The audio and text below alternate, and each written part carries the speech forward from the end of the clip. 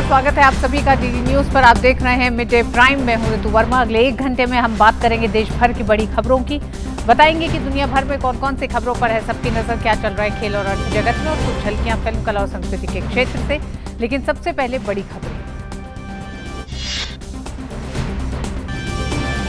Britain की महारानी Elizabeth द्वितीय का अंतिम संस्कार आज। राष्ट्रपति द्रौपदी मुर्मू होंगी शामिल। रविवार को राष्ट्रपति ने दिवंगत महारानी के पार्थिव शरीर का किया था अंतिम दर्शन।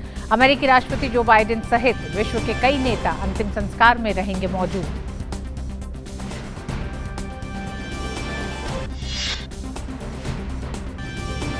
विदेश मंत्री एस जयशंकर संयुक्त राष्ट्र महासभा के 77वें सत्र में हिस्सा लेने के लिए 11 दिनों के दौरे पर पहुंचे अमेरिका।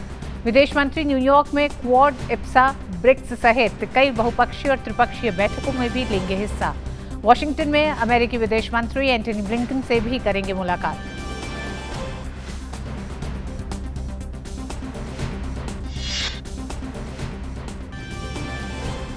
रक्षा मंत्री राजनाथ सिंह मिस्र दौरे पर आज करेंगे अपने समकक्ष जनरल मोहम्मद जाकी के साथ द्विपक्षीय वार्ता। दोनों मंत्री परस्पर सैन्य संबंधों को बढ़ाने और रक्षा उद्योगों के बीच सहयोग की करेंगे समीक्षा। रक्षा मंत्री मिस्र के राष्ट्रपति अब्देल फतेह अल सीसी से भी करेंगे मुलाकात।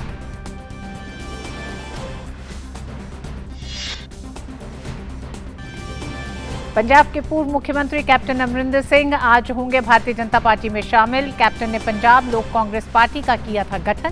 कैप्टन अमरिंदर सिंह ने भाजपा अध्यक्ष जेपी नड्डा से की मुलाकात।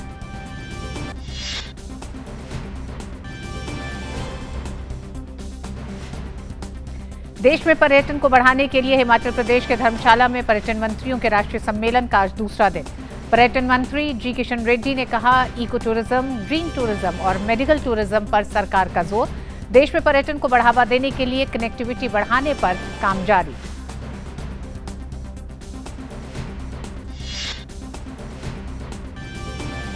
स्वच्छता व अपशिष्ट प्रबंधन क्षेत्र में उम्दा परिवर्तन को प्रोत्साहन देने के लिए केंद्रीय मंत्री हरदीप सिंह पुरी करेंगे स्वच्छता स्टार्टअप्स चैलेंज की शुरुआत। आत्मनिर्भर भारत और मेक इन इंडिया के तहत ये चैलेंज स्वच्छ भारत मिशन शहरी 2.0 के जरिए उद्यम विकास के लिए एक सक्षम वातावरण को देगा बढ़ावा।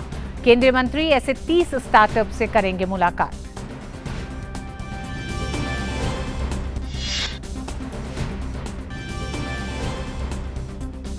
चीन के खिलाफ ताइवान की सुरक्षा को लेकर अमेरिकी राष्ट्रपति जो बाइडेन का बड़ा बयान।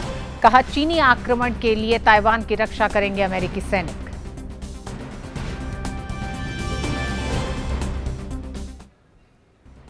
और सबसे पहले बड़ी खबरों पर नजर डालते हैं।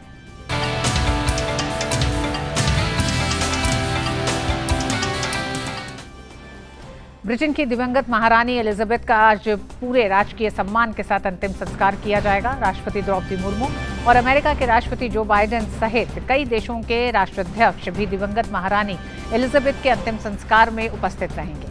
रविवार को राष्ट्रपति द्रौपदी मुर्मू ने लंदन के वेस्टमिंस्टर हॉल में दिवंगत महारानी एलिजाबेथ को श्रद्धांजलि अर्पित की। ब्रिटेन की महारानी एलिजाबेथ द्वितीय के अंतिम संस्कार की कई दिन चली प्रक्रिया अब अपने आखिरी चरण में पहुंच रही है। रविवार को राष्ट्रपति द्रौपदी मुर्मू ने दिवंगत महारानी के अंतिम दर्शन किए। उन्होंने लंदन के वेस्टमिंस्टर हॉल पहुंचकर महारानी के पार्थिव शरीर पर श्रद्धांजलि अर्पित की। राष्ट्रपति मुर्मू महारानी के अंतिम संस्कार में शामिल होने के लिए ब्रिटेन की यात्रा पर हैं। राष्ट्रपति ने ब्रिटेन की महारानी की स्मृति में अपना शोक संदेश भी दर्ज किया। उन्होंने दिवंगत महारानी की स्मृति में लंदन के लंकास्टर हाउस में रखी शोक पुस्तिका में अपना संदेश लिखा। ध्यान रहे कि महारानी के अंतिम संस्कार की मुख्य रस्म स्थानीय समय के अनुसार सुबह 11 बजे वेस्टमिंस्टर आबे में होगी। इसके बाद दिन में 4 बजे Saint George Chapel Windsor Castle में महारानी का पार्थिव शरीर कब्र में उतारा जाएगा। फिलहाल महारानी का पार्थिव शरीर अंतिम दर्शन के लिए वेस्टमिंस्टर पैलेस के हॉल में रखा हुआ है। वहां से सोमवार सुबह 11:15 बजे महारानी का ताबूत शाही नवसेना की राजकीय गन कैरिज में रखकर वेस्टमिंस्टर आबे के लिए रवाना होगा। अंतिम संस्कार की मुख्य रस्म के दौरान राष्ट्रपति द्रौपदी मुर्मू, अमेरिकी राष्ट्रपति जो बाइडेन सहित बड़ी संख्या में राष्ट्र प्रमुख और राजकीय अतिथि शामिल होंगे। वेस्टमिंस्टर के डीन अंतिम संस्कार की रस्में संपन्न कराएंगे। इन रस्मों के बाद स्थानीय समय के अनुसार दोपहर 11:55 के करीब 2 मिनट का मौन रखा जाएगा। यह मौन श्रद्धांजलि पूरे ब्रिटेन में दी जाएगी। दोपहर 12 बजे राष्ट्रगान के साथ यह प्रक्रिया संपन्न होगी। यहां से महारानी का पार्थिव शरीर विंडसर ले जाया जाएगा। महारानी का पार्थिव शरीर कब्र में उतारे जाने की रस्म के समय ब्रिटेन के सम्राट, शाही परिवार के सदस्य और करीबी संबंधी मौजूद रहेंगे। विंडसर के डीन इस रस्म को अदा करवाएंगे। इसके बाद देर शाम King George Fifth Memorial Chapel में एक निजी दफन प्रक्रिया होगी। महारानी को उनके दिवंगत पति ड्यूक ऑफ एडिनबर्ग के साथ दफनाया जाएगा। यूनाइटेड किंगडम इस समय शोकाकुल है। लोग फूलों, तस्वीरों और आंसुओं के साथ क्वीन एलिजाबेथ को याद कर रहे हैं। लोग घंटों लाइन में खड़े होकर वेस्टमिंस्टर हॉल जा रहे हैं, जहां क्वीन के पार्थिव शरीर को इन स्टेट में रखा गया है। राष्ट्रपति द्रौपदी मुर्मू अपनी पहली विदेश यात्रा के लिए यूके में हैं। रविवार को उन्होंने वेस्टमिंस्टर एबे में जाकर शोक व्यक्त किया। मंगलवार को करीब 500 खास मेहमानों के साथ वेस्टमिंस्टर एबे में राष्ट्रपति क्वीन एलिजाबेथ के अंतिम संस्कार फ्यूनरल में हिस्सा लेंगी। टीम डीडी न्यूज के साथ शुभेंदु घोष, लंदन। और लंदन से ही हमारे साथ जुड़ गए हमारे संवाददाता शुभेंदु घोष। शुभेंदु, महारानी एलिजाबेथ के अंतिम दर्शन के लिए लंबी कतारें हैं, शोकाकुल वहां पे मौजूद लोग हैं, लेकिन फिर भी हम ये जानना चाहेंगे खासकर भारतीय दर्शकों के लिए कि आज का दिन अंतिम दर्शन की तमाम वो रस्में, अंतिम संस्कार की वो रस्म जो होती है, उसके तहत क्या कुछ आज होना है?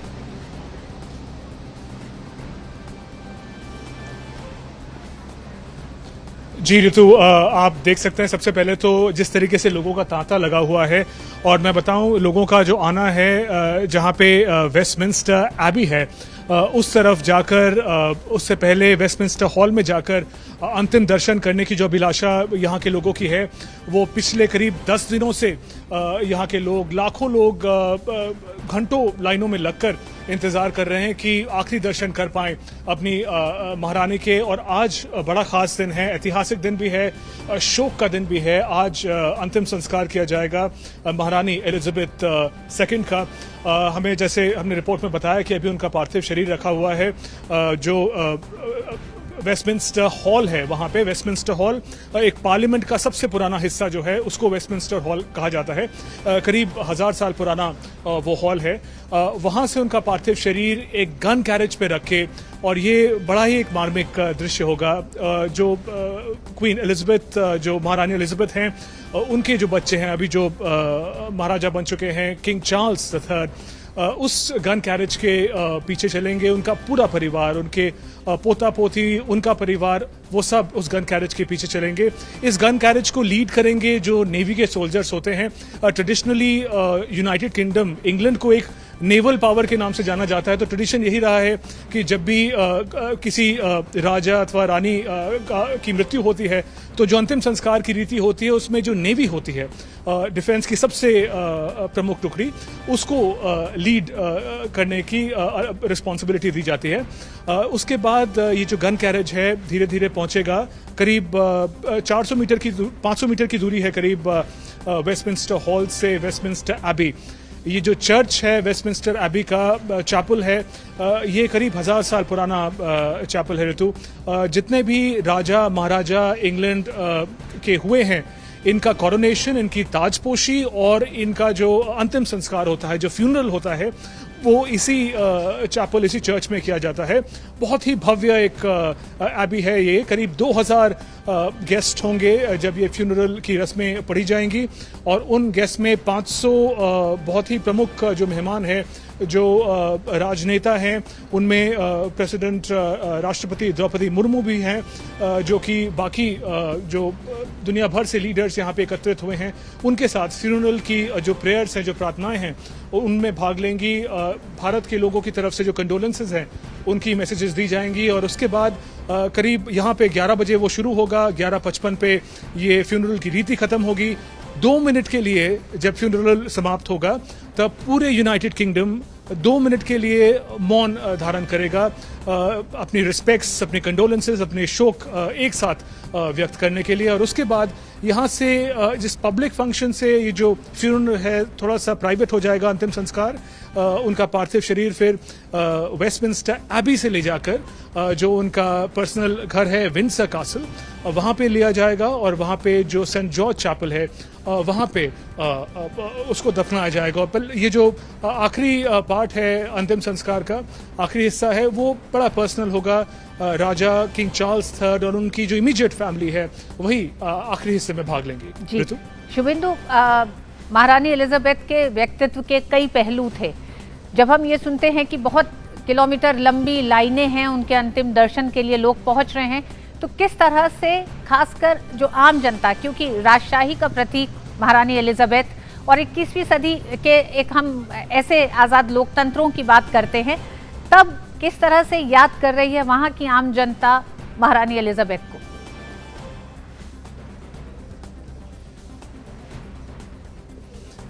आपका सवाल बहुत अच्छा है ऋतु।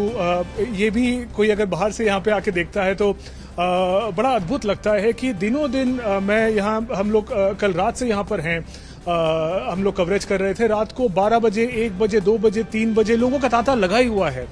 काफ़ी लोग, और काफ़ी ठंड है यहाँ पे, करीब 12 डिग्री सेल्सियस रात का तापमान होता है। लोग कंबल, चादर, कुर्सियां लेके रोड के किनारे बैठ गए ताकि दिन में ऐसा ना हो कि भीड़ इतनी हो जाए कि उनको अपनी महारानी के अंतिम दर्शन करने का मौका नहीं मिले। तो जो लोग बाहर से आते हैं उनको बड़ा रोचक लगता है कि ऐसी भावना कहाँ से आती है। और इसको समझने के लिए जो महारानी एलिजाबेथ ने अपनी जो अपना अनुभव है उसको संभाला है, उस पर हमें देखना होगा।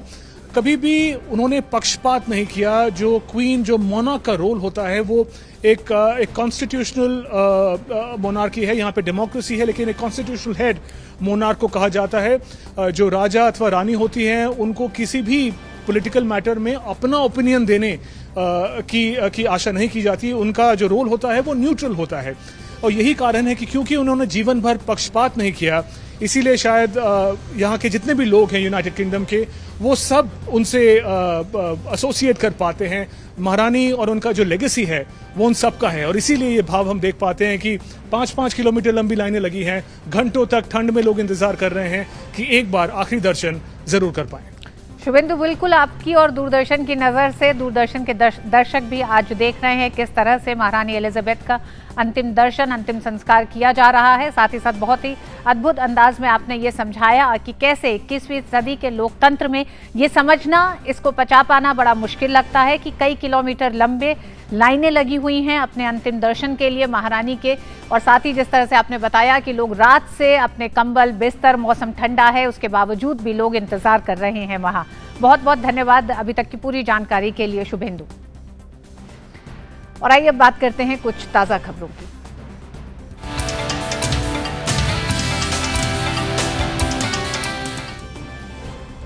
विदेश मंत्री डॉक्टर एस जयशंकर अमेरिका के दौरे पर हैं। डॉक्टर एस जयशंकर संयुक्त राष्ट्र महासभा के 77वें सत्र में भाग लेंगे। यात्रा के पहले चरण में डॉक्टर जयशंकर न्यूयॉर्क में संयुक्त राष्ट्र महासभा में भारतीय प्रतिनिधिमंडल का नेतृत्व करेंगे। 77वें संयुक्त राष्ट्र महासभा का इस वर्ष का विषय है एक ऐतिहासिक क्षण, आपस में जुड़ी चुनौतियों के परिवर्तनकारी समाधान। विदेश मंत्री 4 देशों भारत, ब्राजील, जापान, जर्मनी के समूह की मंत्री स्तरीय बैठक की मेजबानी भी करेंगे।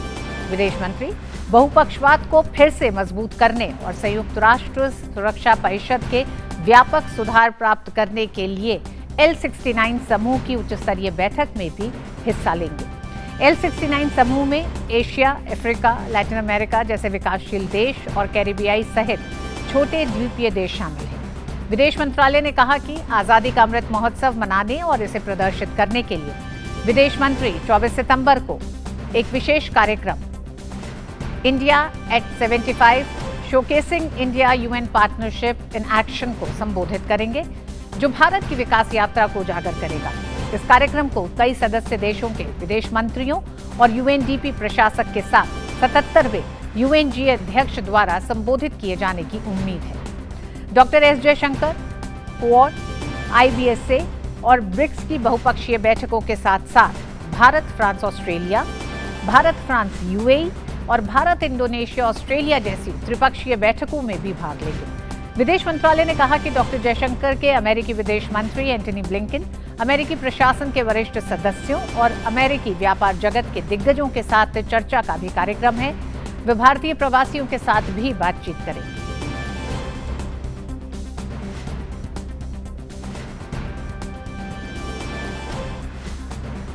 और मेघना इस खबर पर हमारे साथ जुड़ गई हैं। मेघना, जानना चाहेंगे आपसे अपडेट एस जयशंकर की इस पूरी विदेश यात्रा का। जी तो देखिए, जिस तरीके से जो विदेश मंत्री डॉक्टर एस जयशंकर की यात्रा है वो न्यूयॉर्क पहुंच चुके हैं और 24 सितंबर तक न्यूयॉर्क में रहेंगे।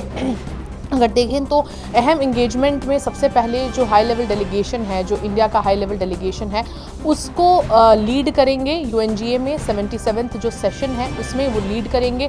और अहम बात यह है कि कुछ अहम मुद्दे रहेंगे जो साफ तौर पर यूएनजीए में इंडिया की तरफ से देखने को मिलेंगे, जिनमें काउंटर टेररिज्म एफर्ट्स की बात हो सबसे पहले, दूसरी बात क्लाइमेट एक्शन और उसके साथ ही पीस कीपिंग एफर्ट्स की अगर बात करें तो वो भी एक प्रमुख मुद्दा हो सकता है। और उसके साथ ही किस तरीके से women lead development, women in politics, women lead development को भी शोकेस किया जाएगा। अगर हम देखें तो प्रधानमंत्री नरेंद्र मोदी का जो 5S का जो मंत्रा है वो एक गाइडिंग प्रिंसिपल रहेगा इस बार के यूएनजीए सेशन के लिए, जिसमें सम्मान, संवाद, सहकार, ये सभी जो चीज़ें हैं, कोऑपरेशन, रिस्पेक्ट, डायलॉग, इन कुछ चीज़ों को साथ मिलाकर अगर देखें तो ये अहम कुछ गाइडिंग प्रिंसिपल्स रहेंगे यूएनजीए में जब विदेश मंत्री डॉक्टर एस जयशंकर इस हाई लेवल डेलीगेशन का प्रतिनिधित्व करेंगे। उसके साथ ही साइड मीटिंग्स हैं वो काफ़ी अहम हैं, चूँकि हम देख रहे हैं कि क्वाड, ब्रिक्स और इन सभी ग्रुपिंग्स के साथ भी मीटिंग्स हैं। G4 के साथ मीटिंग है, हम जानते हैं G4 कंट्रीज़ अपने परमानेंट मेंबरशिप यूएनएससी में उस हॉर्स शू टेबल पे अपने परमानेंट मेंबरशिप के कैंडिडेचर को एक दूसरी कंट्रीज़ को सपोर्ट करती हैं। G4 कंट्रीज़ में अगर हम देखें तो ये जापान, जर्मनी जैसे अहम कंट्रीज़ भी हैं भारत के साथ, और उसके साथ ही L69 कंट्रीज़ की भी मीटिंग में पार्टिसिपेट करेंगे, जिसमें जो रिफॉर्म्स की बात है वो एक प्रमुख मुद्दा रहेगा। तो अगर देखें तो रिफॉर्म्स, यूएन में जो रिफॉर्म्स इंट्रोड्यूस करने की बात है, यूएन को रिफॉर्म करने की बात है, उस पर जोर रहेगा खासकर। और उसके साथ ही जिस तरीके के जो साइड मीटिंग्स हैं, अगर हम देखें क्वाड ग्रुपिंग के साथ ऑस्ट्रेलिया, जापान, यूएस, इंडिया की अगर बात करें या ब्रिक्स की बात करें जिसमें Brazil, Russia, India, China, South Africa, इन कंट्रीज़ के साथ, ये काफ़ी अहम ग्रुपिंग्स हैं जिनके साथ भी मीटिंग्स हैं। तो अगर पूरे दौरे की बात करें 24 सितंबर तक का जो न्यूयॉर्क में जो दौरा रहेगा वो बहुत अहम है। उसके बाद ऋतु अगर हम देखते हैं तो 25 सितंबर से 28 सितंबर तक वाशिंगटन डीसी में हैं विदेश मंत्री डॉक्टर एस जयशंकर, और उनकी अहम मीटिंग्स की अगर हम बात करें तो US secretary of state Antony Blinken के साथ भी उनकी मीटिंग है। उसके साथ ही इंडियन डायस्पोरा को भी संबोधित करेंगे। साइंस एंड टेक पर भी इस यात्रा में जोर रहेगा, और उसके साथ ही बिजनेस लीडर्स हों, इंटरलॉक्यूटर्स हों, उन सभी के साथ भी मीटिंग है। तो ये भी एक बहुत अहम लेग रहेगा इस पूरे दौरे का। जी, बहुत बहुत शुक्रिया पूरी जानकारी के लिए मेघना। खबरों में आगे बढ़ते हैं। रक्षा मंत्री राजनाथ सिंह मिस्र की आधिकारिक यात्रा पर हैं। अपनी यात्रा के दौरान राजनाथ सिंह आज मिस्र के रक्षा और रक्षा उत्पादन मंत्री जनरल मोहम्मद जकी के साथ द्विपक्षीय वार्ता करेंगे। दोनों मंत्री द्विपक्षीय रक्षा संबंधों की समीक्षा करेंगे, सेना से सेना के संबंधों को गति देने के लिए नई शुरुआत करेंगे और दोनों देशों के रक्षा उद्योगों के बीच सहयोग को गहरा करने पर ध्यान देंगे। भारत और मिस्र के बीच रक्षा सहयोग को और बढ़ावा देने के लिए एक समझौता ज्ञापन पर भी हस्ताक्षर किए जाएंगे। अपने दौरे के दौरान रक्षा मंत्री मिस्र के राष्ट्रपति अब्देल फताह अल सीसी से भी मुलाकात करेंगे।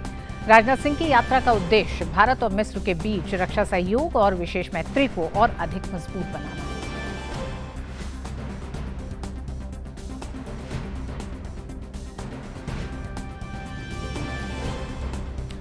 और आइए अब नजर डालते हैं अन्य राष्ट्रीय खबरों पर।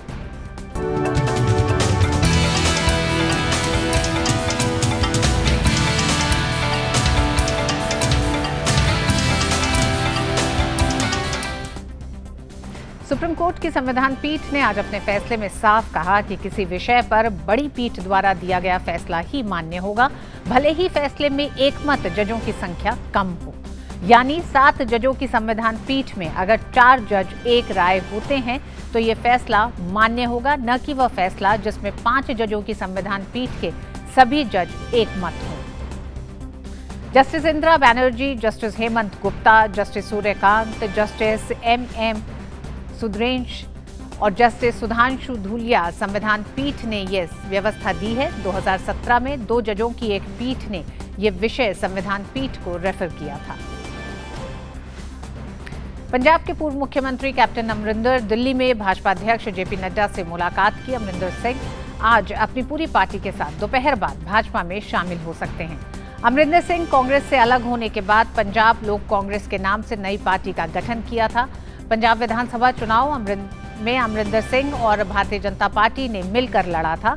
उनकी पार्टी का कहना है कि पंजाब की हालत काफी तेजी से बिगड़ रही है। पंजाब के मुख्यमंत्री भगवंत मान नाम मात्र के मुख्यमंत्री हैं। यहां की सरकार दिल्ली से केजरीवाल नियंत्रित कर रही है। और इस पर और बात करने के लिए शैलेंद्र हमारे साथ जुड़ गए हैं।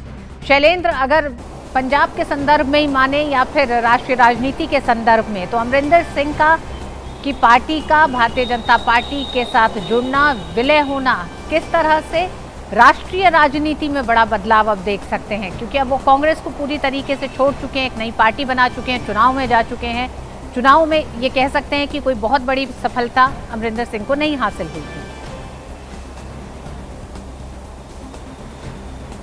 ऋतु, अगर आप राष्ट्रीय राजनीति में देखें तो बीजेपी की जो रणनीति है कि दरअसल उन राज्यों में अपने राजनीतिक आधार को मजबूत किया जाए जहां पर बीजेपी उतनी मजबूत नहीं रही है, या एक तरह से देखें उनका जो राजनीतिक संगठन है वो ज़मीनी स्तर पर उसमें बहुत अभी मजबूती की ज़रूरत है। उस लिहाज से आप देखें तो अमरिंदर सिंह जो आज शाम 4:30 बजे बीजेपी में शामिल होने वाले हैं और उसके बाद ये कहा जा रहा है कि पार्टी का भी विलय करेंगे, तो ऐसे में निश्चित तौर पर पंजाब में राजनीतिक आधार बढ़ाने में बीजेपी को एक मदद मिलेगी। और दूसरी बात ये कि बीजेपी ये कह सकती है कि पंजाब में भी वो अपनी जड़ों को और मजबूत कर रही है। तो उस लिहाज से देखें तो इसका एक असर राष्ट्रीय राजनीति में दिखेगा कि उन राज्यों में भी बीजेपी और मजबूत होगी जहां पर फिलहाल बीजेपी तुलनात्मक तौर पर उतनी मजबूत नहीं है। दूसरी बात यह है कि आम आदमी पार्टी पर जिस तरह से बीजेपी निशाना साध रही है, हम देख रहे हैं दिल्ली में या फिर जहां जहां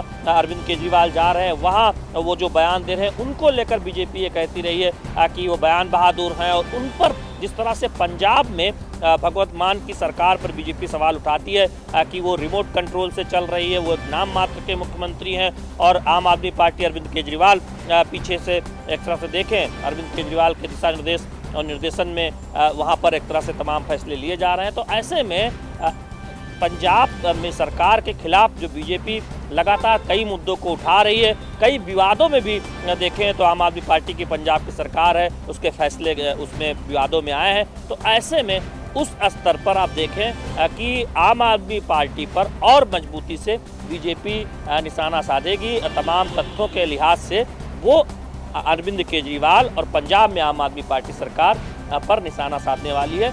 ये बहुत एक तरह से रणनीतिक तौर पर स्पष्ट है। तो निश्चित तौर पर हम देखेंगे कि आज संभावित ये है कि 4:30 बजे के बाद उनकी औपचारिक ज्वाइनिंग भाजपा में होने वाली है अमरिंदर सिंह की। अब हम जानते हैं कि वो 2 बार मुख्यमंत्री रहे पंजाब के, तो निश्चित तौर पर बीजेपी को उसका एक फायदा भी होगा और अमरिंदर सिंह के लिए भी एक तरह से कहें एक नई पारी होगी बीजेपी के अंदर, चूंकि वो पहले ही कांग्रेस छोड़कर एक नई पार्टी बनाकर विधानसभा चुनाव लड़ चुके हैं। जी शैलेंद्र, नई पारी भारतीय जनता पार्टी के साथ अमरिंदर सिंह शुरू करने जा रहे हैं 4:30 बजे के बाद। अमरिंदर सिंह अपनी पार्टी के साथ भारतीय जनता पार्टी में शामिल होंगे। बहुत बहुत धन्यवाद इस पूरी जानकारी। और मिड डे प्राइम में वक्त एक छोटे से ब्रेक का है, आप देखते रहिए न्यूज़।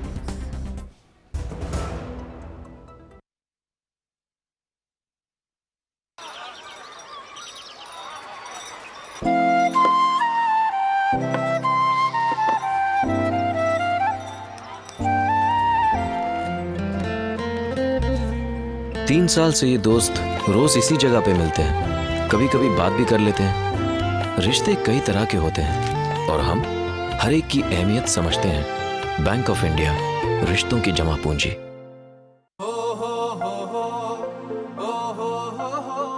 अब गांव गांव और खेत खेत की बात है कुछ निराली, फसल बीमा पॉलिसी से छाई है खुशहाली। द्वार द्वार और हाथ हाथ में सुरक्षा की सौगात, गर्व से बोल रहे हैं सभी किसान, मेरी पॉलिसी मेरे हाथ।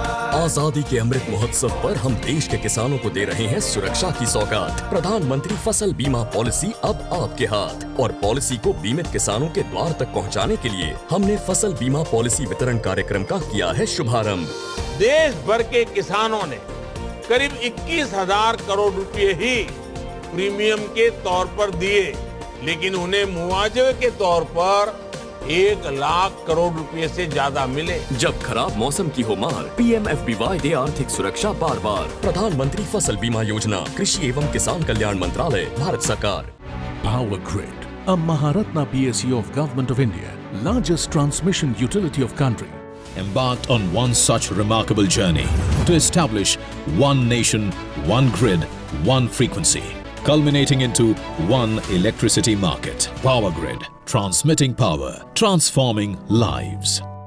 पेड़ लगाओ, पानी बचाओ, जनसंख्या को जनबाढ़ न बनाओ। IME Sahibabad, Ghaziabad, NCR।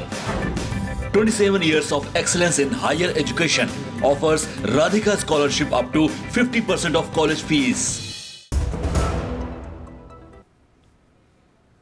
पर्यटन के विकास और इससे संबंधित नीति पर चर्चा करने के लिए हिमाचल प्रदेश के धर्मशाला में 3 दिन का राज्यों के पर्यटन मंत्रियों का राष्ट्रीय सम्मेलन हो रहा है।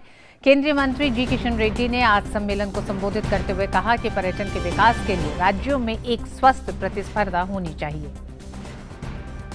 अपना अपना स्टेट्स में एक हेल्थी कंपटीशन इस टूरिज्म सेक्टर के विकास में होना चाहिए।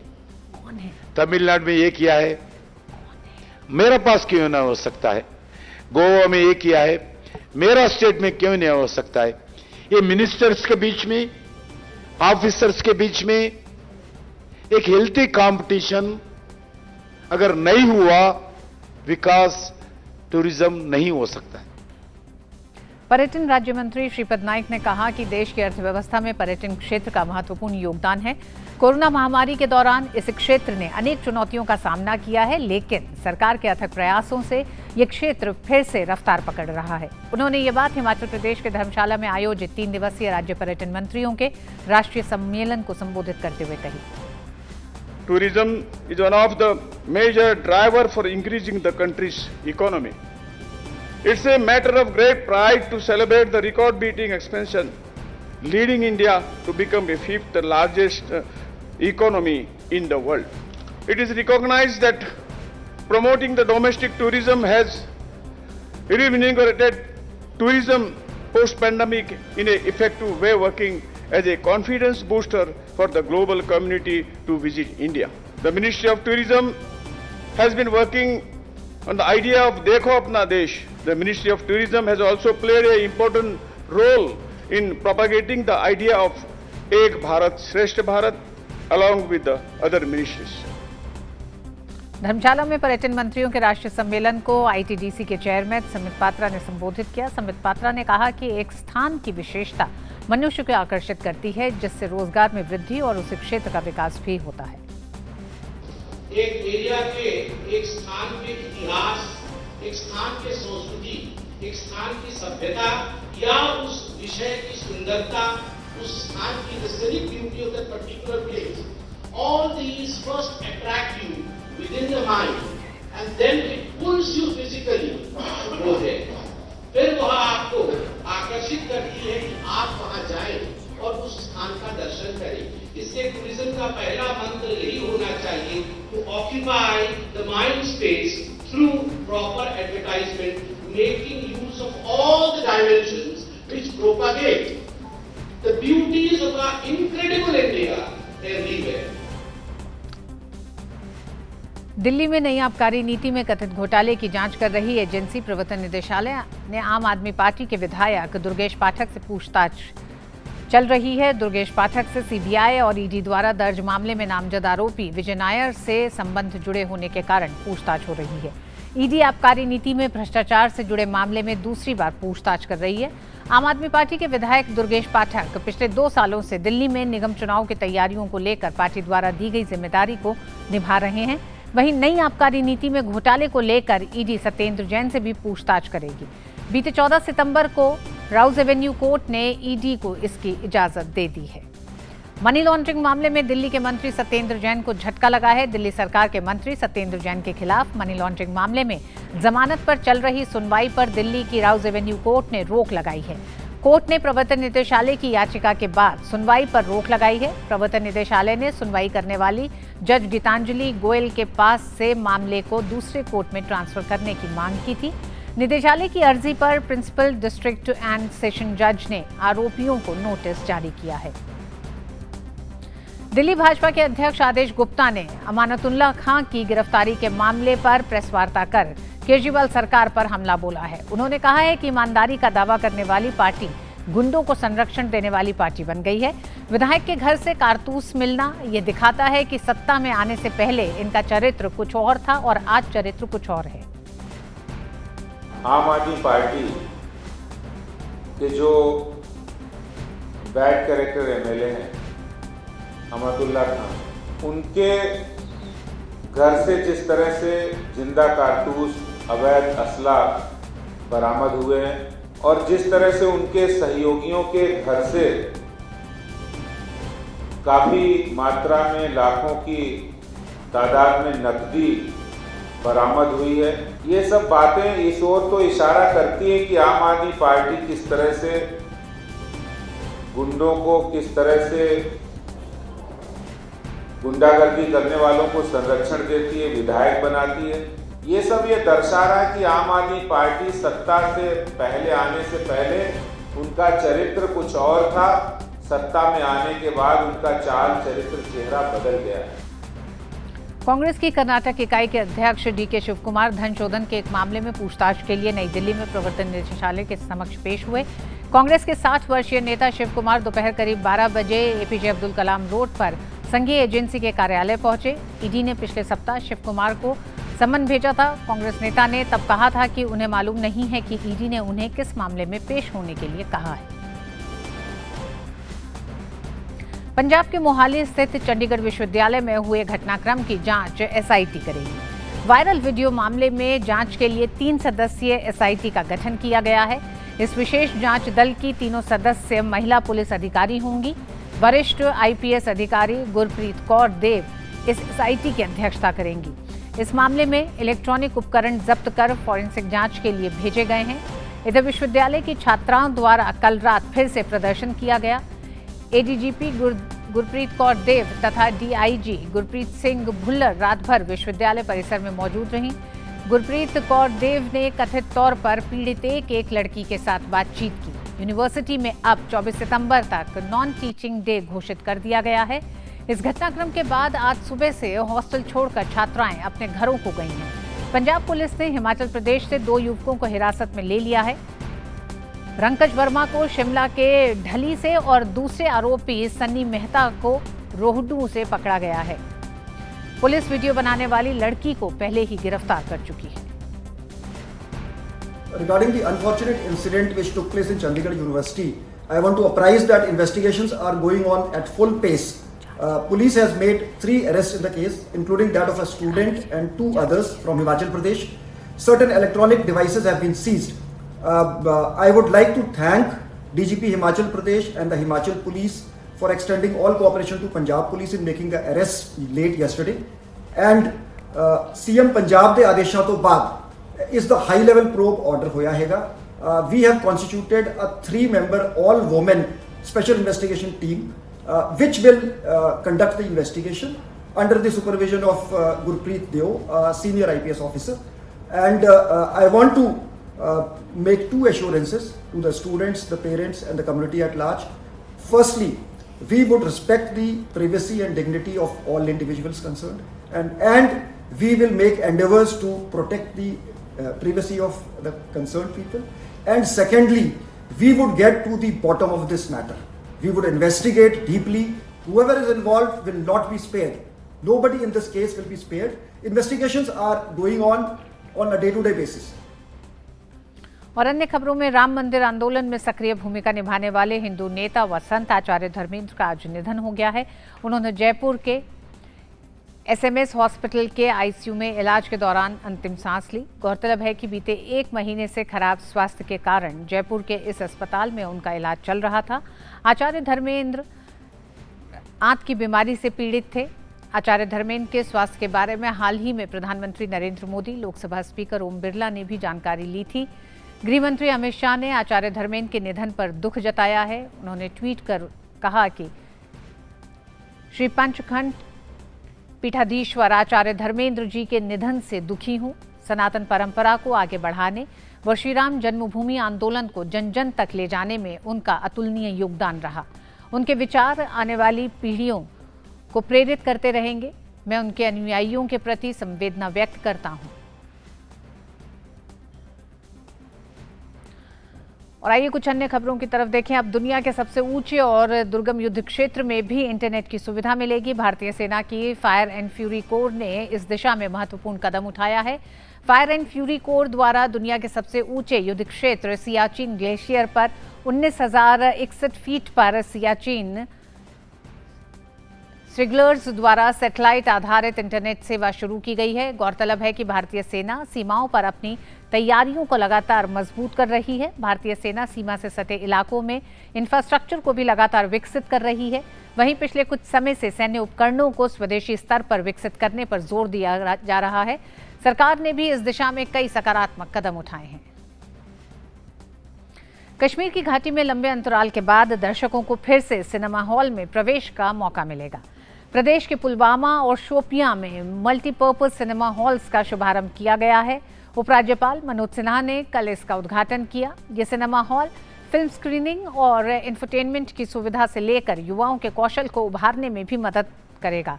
उपराज्यपाल मनोज सिन्हा ने इस अवसर को ऐतिहासिक दिन कहा है। साथ ही उन्होंने ये भी कहा कि जल्द ही जम्मू कश्मीर के हर जिले में ऐसे सिनेमा हॉल बनाए जाएंगे।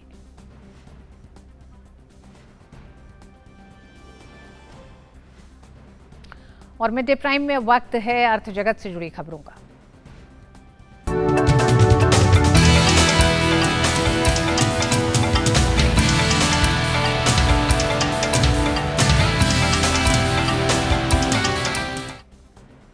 हफ्ते के पहले दिन कारोबारी दिन भारतीय बाजार सपाट ढंग से खुलकर लाल निशान पर चले गए हैं। शुरुआती कारोबार में बाजार में करीब 100 अंकों की गिरावट देखी है, लेकिन इसके बाद बाजार में स्मार्ट रिकवरी दर्ज की गई। निफ्टी 100 अंक और सेंसेक्स ने 330 अंकों की छलांग लगाई। Capital goods, consumer durables, metals और पीएसयू स्टॉक्स में गिरावट दर्ज की जा रही है। Bajaj finance, M&M, Bajaj Finserv, SBI life में तेजी बनी हुई है। कच्चे तेल का भाव $90 प्रति बैरल के आसपास चल रहा है, जबकि अमेरिका में तेल की कीमत $85 के नीचे बनी हुई है। रुपया 79.70 पैसे पर खुला और बीते सत्र की क्लोजिंग के मुकाबले 14 पैसे मजबूत होते हुए $79.64 पर पहुंचा। फेडरल रिजर्व की मौद्रिक नीति से पहले डॉलर इंडेक्स 20 सालों के उच्चतम स्तर पर पहुंच गया है।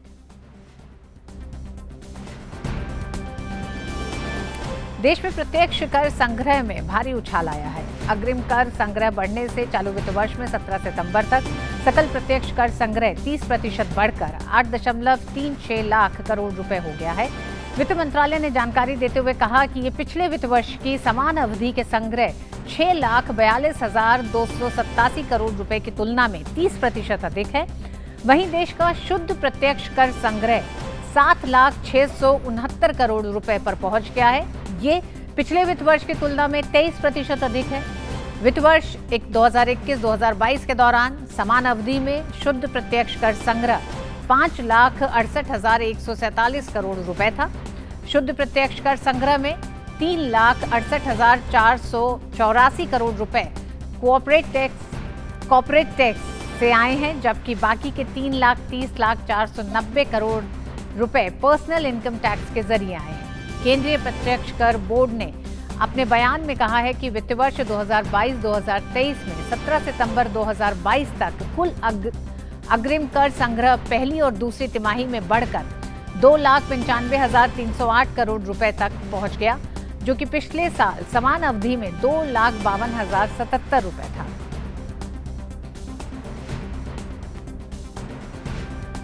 केंद्रीय मंत्री वाणिज्य और उद्योग मंत्री पीयूष गोयल सऊदी अरब की 2 दिवसीय यात्रा पर हैं। इस दौरान वे सऊदी अरब के ऊर्जा मंत्री प्रिंस अब्दुल अजीज बिन सलमान के साथ आर्थिक और निवेश समिति की पहली मंत्रिस्तरीय बैठक की सह अध्यक्षता करेंगे। इससे पहले कल भारत और सऊदी अरब के आर्थिक संबंधों को और बेहतर करने के लिए केंद्रीय वाणिज्य और उद्योग मंत्री पीयूष गोयल ने सऊदी अरब के वाणिज्य मंत्री माजिद अल कासाबी से मुलाकात की। दोनों नेताओं के बीच हुई इस मुलाकात के दौरान भारत और सऊदी अरब के बीच व्यापार और निवेश को बढ़ावा देने के तरीकों पर चर्चा हुई। इससे पहले वाणिज्य और उद्योग मंत्री पीयूष गोयल ने जुबैल और यानबू के रॉयल कमीशन खालिद अलस्लेम से भी मुलाकात की और भारत और सऊदी अरब के बीच आर्थिक सहयोग को और मजबूत करने पर जोर दिया। इसके साथ ही पीयूष गोयल ने विभिन्न क्षेत्रों की कंपनियों के सीईओ से भी मुलाकात की। पीयूष गोयल ने दोनों देशों के बीच व्यापार और निवेश संबंधों को मजबूत करने के प्रति उनके उत्साह की सराहना की।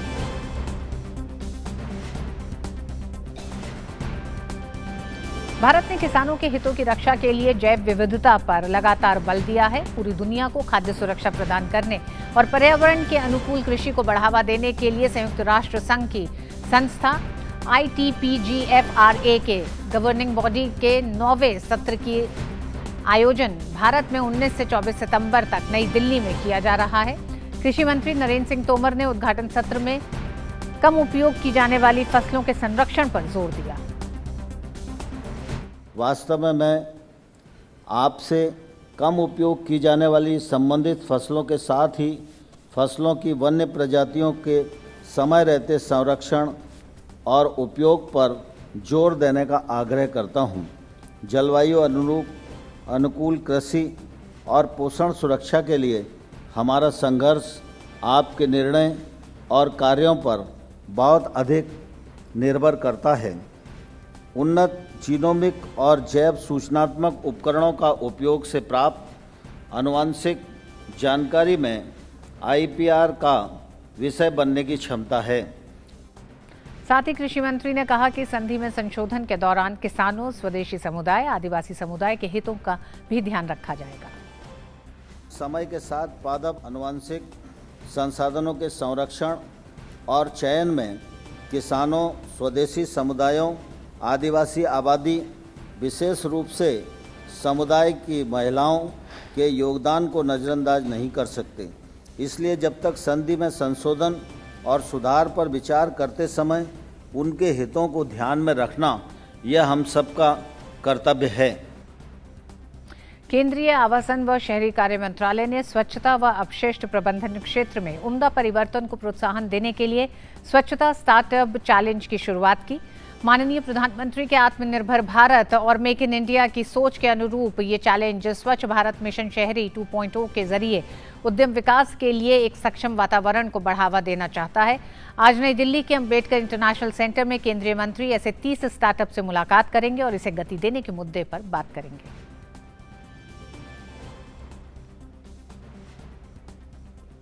और मिड डे प्राइम में वक्त एक छोटे से ब्रेक का। खबरें अभी बाकी हैं, देखते रहिए DD।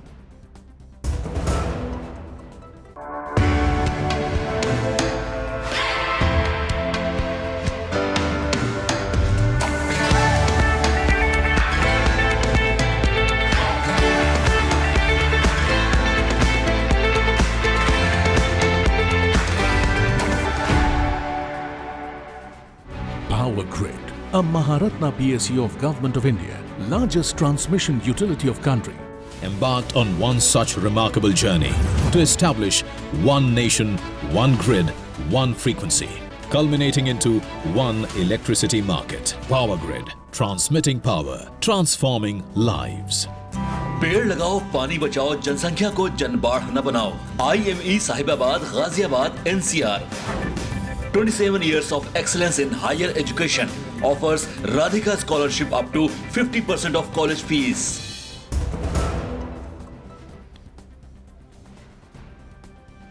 और आइए अब देखते हैं खेल जगत की खबरें।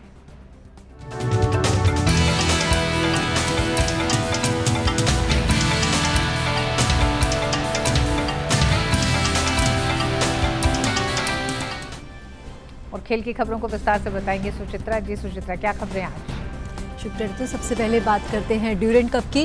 बेंगलुरु फुटबॉल क्लब ने ड्यूरेंट कप फुटबॉल टूर्नामेंट का खिताब अपने नाम कर लिया है। रविवार की शाम खेले गए फाइनल में बेंगलुरु ने मुंबई सिटी एफसी को 2-1 से हराकर ड्यूरेंट कप के खिताब पर कब्जा किया। ये पहला मौका है जब बेंगलुरु एफसी ने ड्यूरेंट कप अपने नाम किया है। वहीं बेंगलुरु एफसी के करिश्माई कप्तान सुनील छेत्री का भी ये पहला ड्यूरेंट कप खिताब है। एशिया के सबसे पुराने फुटबॉल टूर्नामेंट ड्यूरेंट कप को नया चैंपियन मिल गया है। रविवार शाम खेले गए मुकाबले में बेंगलुरु फुटबॉल क्लब ने मुंबई सिटी फुटबॉल क्लब को 2-1 से हराकर ड्यूरेंट कप का खिताब अपने नाम कर लिया। कोलकाता में खेले गए इस मुकाबले में बेंगलुरु फुटबॉल क्लब ने शुरू से ही आक्रामक खेल दिखाया। बेंगलुरु की तरफ से पहला गोल 11वें मिनट में शिव शक्ति ने किया। इसके बाद मैच के 30वें मिनट में मुंबई सिटी की तरफ से अपूया ने बेंगलुरु की गोल पोस्ट में गोल दागकर मुकाबले को 1-1 की बराबरी पर ला दिया। पहले हाफ तक बेंगलुरु ने बढ़त कायम रखा। दूसरे हाफ में भी दोनों टीमों ने जबरदस्त खेल दिखाया। इस बीच दोनों ही टीमों को कई मौके मिले, लेकिन उन्हें गोल करने में सफलता हासिल नहीं हुई। मुकाबले में निर्णायक मोड़ 61वें मिनट में आया, जब बेंगलुरु की तरफ से ब्राजील के एलन कोस्टा ने मुंबई सिटी के खेमे में गोल करते हुए 2-1 की बढ़त हासिल कर ली। दोनों टीमों के बीच कांटे के इस मुकाबले में आखिरी मिनट तक मुंबई को सफलता नहीं मिल पाई और बेंगलुरु ने ट्रॉफी पर कब्जा जमा लिया। बेंगलुरु फुटबॉल क्लब के लिए ये पहला मौका है जब उसने ड्यूरेंट कप का खिताब अपने नाम किया है। वहीं बेंगलुरु एफसी के करिश्माई कप्तान सुनील छेत्री का भी ये पहला ड्यूरेंट कप खिताब है। छेत्री ने अपने करियर में अब तक ड्यूरेंट कप नहीं जीता था, लेकिन रविवार को जीत के बाद उन्होंने ये खिताब भी हासिल कर लिया। Sports desk, DD news. बात करते हैं क्रिकेट की। 3 मैचों की वनडे सीरीज के पहले मुकाबले में भारत ने इंग्लैंड की महिला टीम को 7 विकेट से हरा दिया। इस जीत के साथ ही भारत ने सीरीज में 1-0 की बढ़त हासिल कर ली है। इस मुकाबले में टॉस हारकर पहले बल्लेबाजी करने उतरी इंग्लैंड की टीम ने 7 विकेट के नुकसान पर 227 रन बनाए। इंग्लैंड द्वारा दिए गए लक्ष्य को भारतीय टीम ने 44.2 ओवर में 3 विकेट के नुकसान पर हासिल कर लिया। भारत की तरफ से स्मृति मंधाना ने 91 रन और कप्तान हरमनप्रीत कौर ने 74 रन की तूफानी पारी खेली। स्मृति मंधाना को प्लेयर ऑफ द मैच चुना गया। भारत और ऑस्ट्रेलिया के बीच 3 मैच की T20 सीरीज मंगलवार से शुरू होगी। इस सीरीज का पहला मुकाबला मोहाली में खेला जाएगा। ये सीरीज अगले महीने होने वाले T20 विश्व कप की तैयारियों के मद्देनजर दोनों ही टीमों के लिए काफी अहम है। एशिया कप में निराशाजनक प्रदर्शन के बाद भारतीय क्रिकेट टीम आईसीसी T20 विश्व कप से पहले ऑस्ट्रेलिया से मुकाबले के लिए तैयार है। दोनों टीमों के बीच 3 मैचों की सीरीज का पहला मुकाबला 20 सितंबर को मोहाली में खेला जाएगा। अगले महीने होने वाले T20 विश्व कप की तैयारियों के मद्देनजर ये सीरीज दोनों ही टीमों के लिए काफी अहम होगी। इस सीरीज में भारतीय टीम की कमान रोहित शर्मा के हाथ में होगी, वहीं एरोन फिंच ऑस्ट्रेलिया का नेतृत्व करेंगे। दोनों टीमों के बीच T20 रिकॉर्ड पर नजर डालें तो भारत और ऑस्ट्रेलिया के बीच अब तक कुल 23 T20 मुकाबले खेले गए। ये थी इस वक्त की खेल से जुड़ी खबरें। वापस चलते हैं ऋतु के पास। बहुत बहुत धन्यवाद सुचित्रा इन तमाम खबरों के लिए। और प्रधानमंत्री नरेंद्र मोदी के जन्मदिन के अवसर पर दिल्ली के गुरुद्वारा श्री बाला साहिब जी ने एक अखंड पाठ का आयोजन किया, जो 15 सितंबर को शुरू हुआ और 17 सितंबर को समाप्त हुआ। इस अखंड पाठ में हजारों सिख भक्तों ने भाग लिया। ये शायद अपनी तरह की पहली पहल थी जब किसी गुरुद्वारे ने देश के प्रधानमंत्री के लिए अखंड पाठ का आयोजन किया था। इस अवसर पर गुरुद्वारा द्वारा लंगर, स्वास्थ्य शिविर और रक्तदान शिविर का भी आयोजन किया गया। गुरुद्वारा का एक प्रतिनिधिमंडल आज 7 लोक कल्याण मार्ग स्थित प्रधानमंत्री जी के आवास पर प्रसाद और आशीर्वाद देने गया। दसों पातशाहों की आत्मा को धन धन साहिब श्री गुरु ग्रंथ साहिब जी महाराज अरदास बेनती है। सिख प्रतिनिधिमंडल ने पगड़ी बांधकर और सरोपा भेंट कर प्रधानमंत्री का सम्मान किया।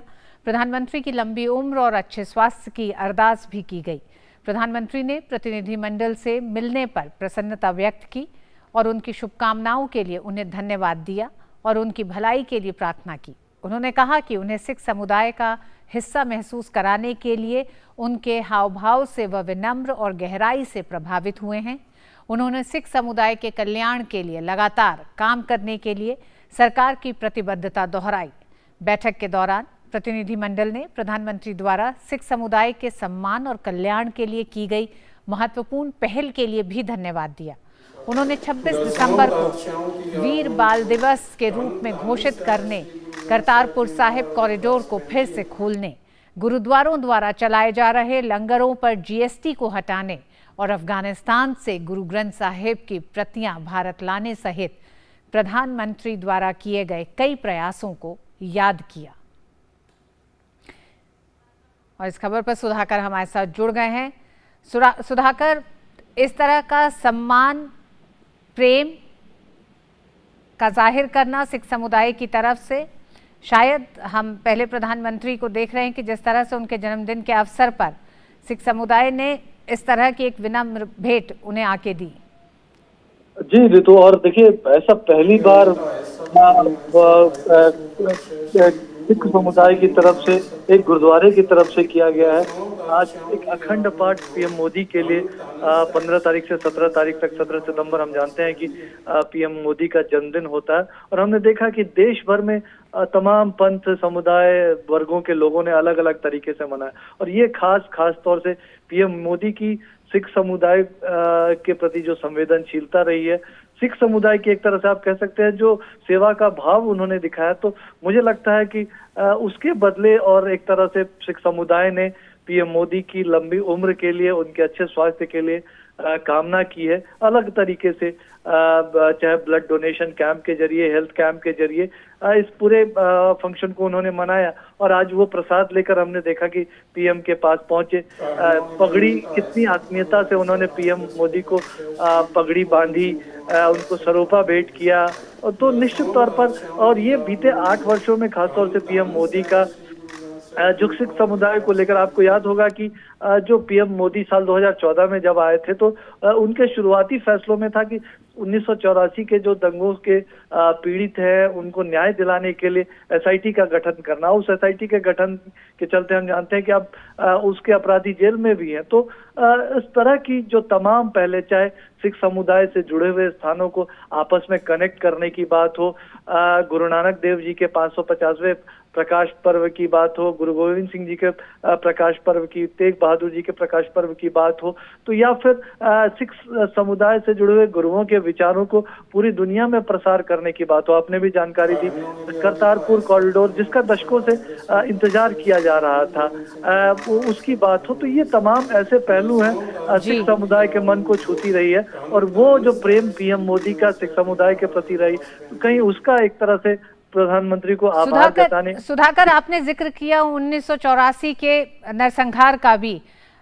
इन दृश्यों को राजनीतिक चश्मे से हो सकता है कुछ राजनीतिक पार्टियां भले ही देखती हों, लेकिन जिस तरह से देश के इतिहास में, राजनीतिक इतिहास में हमने 1984 की जो पूरी घटना देखी, उसके बाद से इस पूरे समुदाय में, जो कि अल्पसंख्यक माइनॉरिटी समुदाय है ये देश में, इसके प्रति और इसमें एक विश्वास बहाली के तमाम वो कदम जिसके तहत उनमें एक बार फिर लगा कि सत्ता के केंद्र में रहने के बावजूद भी इस माइनॉरिटी की तरफ लगातार ध्यान भी दिया जा रहा है और उस विश्वास को और मजबूत करने की कोशिश सरकार की रही है।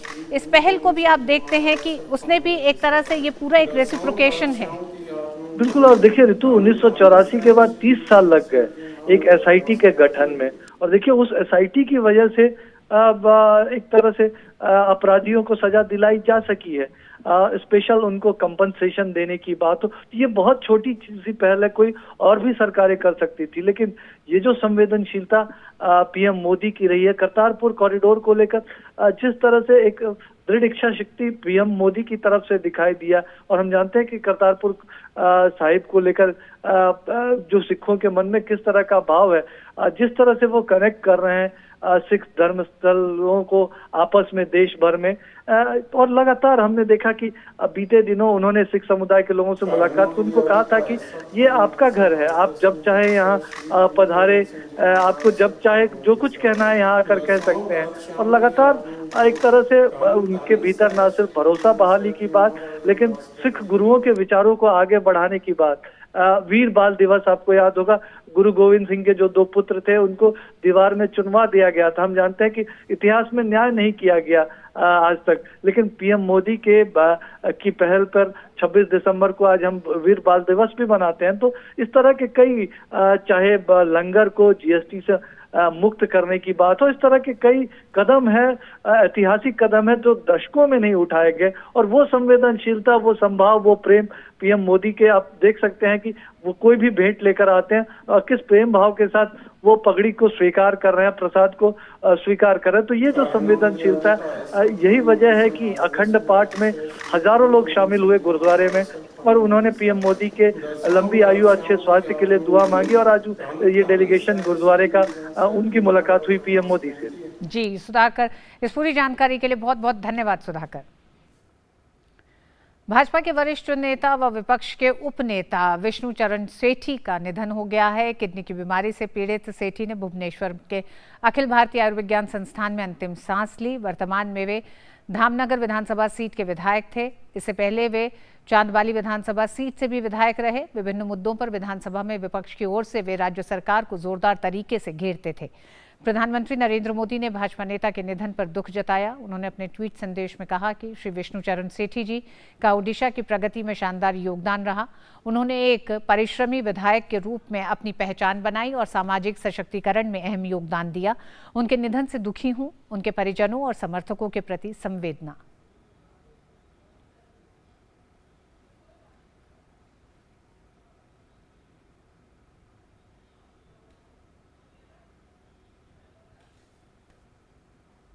और मिड डे प्राइम में आज बस इतना ही। डीटी न्यूज़ पे खबरें जारी रहेंगी। मुझे दीजिए अनुमति।